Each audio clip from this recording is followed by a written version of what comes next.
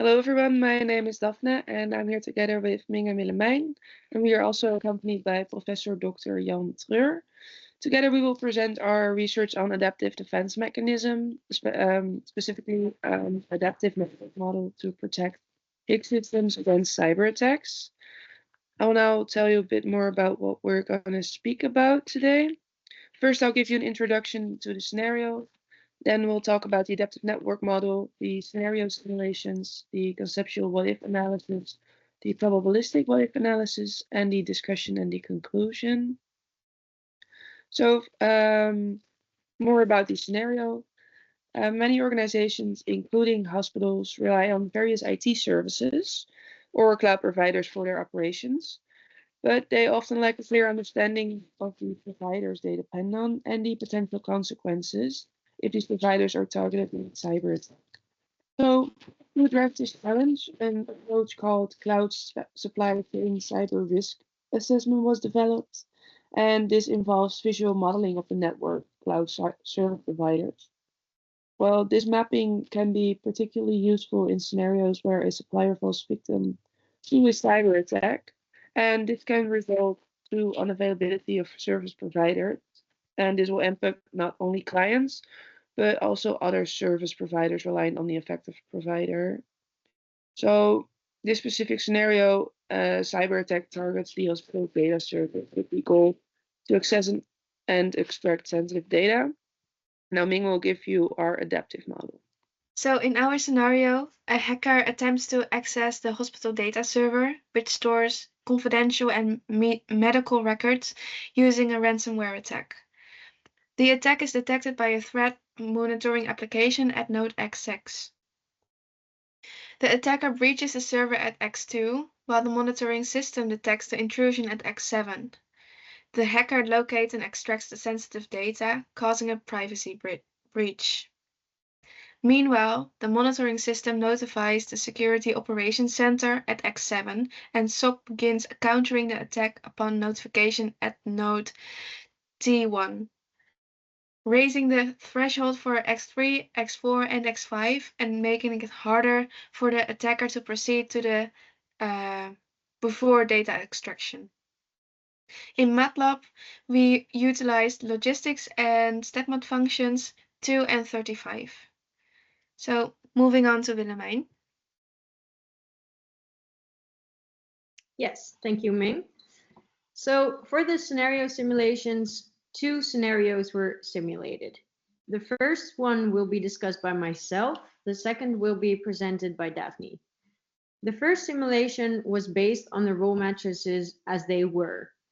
The second simulation shows the effect of the level of communication and the level of expertise on the outcomes. So as for the first simulation, on the y-axis, you see the time units. As we indicated in the combination function parameter role matrices, at every 40th time unit, an attack occurs, which explains the peaks. The general tendency of this graph is that the peaks lower over time. This is a direct consequence of the learning curve of the self-adaptive states T1, T2, and W1. Two outcomes stand out in this graph. X15 and X16 are shown in the graph as a flat line at a value of 0.6. They are the relevant context factors, level of expertise, and level of communication. In our model, these states have an effect on others, but do not learn themselves, which explains why they are flat. X11 reaches a constant value after some time, which shows it is done learning. And now, as for the explanation of simulation 2, back to Daphne.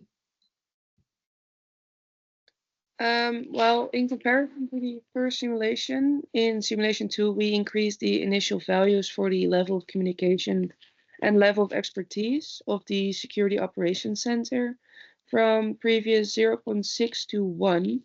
And these are nodes X15 and X16. So if we compare, we can immediately notice that the overall process takes longer, yet the quality also improves at the same time, because the peak values of both node X9 which is the Security Operations Center, actively counters the attack, and the values of X11, which is the implementation of stricter monitoring rules, increases. And Ming will tell you more about the what-if analysis. So the conceptual what-if analysis is to test performance in hypothetical situations such as this scenario. In this case, the effect of 3 adaptive states on the impact of cyber attacks is measured. And therefore, we mainly look at the connection weights of 4 factors in the base layer. These are X2, X3, X4, and X5. When adjusting the connection weights, we have categorized the labels into low and high. Instead of assigning a value of 1, we have set the weight to 0.3 for low and 0.8 for high. And since we are working with 4 if factor options, we have run 16 different variations in MATLAB. So when analyzing the simulation outcomes, we have looked at the height of the peaks on the short and long term. Our main observation is the level of decrease of the peaks. In variation 1, there is little to no decrease, while in 16, the peaks decrease more dramatically. This can be explained as the threshold needed for countermeasures to take full effect is not triggered when the weight is low, and when the weight increases, the threshold is reached and the adaptive states have a stronger impact. Now Willemijn will explain the probabilistic what-if analysis. Yes, thanks, Ming. So over to the probabilistic analysis.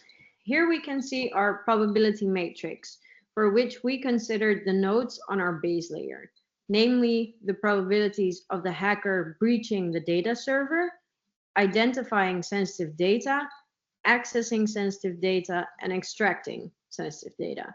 So basically, the complete attack chain. For these probabilities, we have introduced 2 options, low and high probability values. We chose a value of 0.3 as a low value and a value of 0.7 as high. These probabilities add up to 1.0. And now over to Daphne. So for the risk assessment, we introduced both short-term and long-term factors. And this means that for the short term, we considered the first half of the simulation, and for the long term, we considered the second half of the simulation.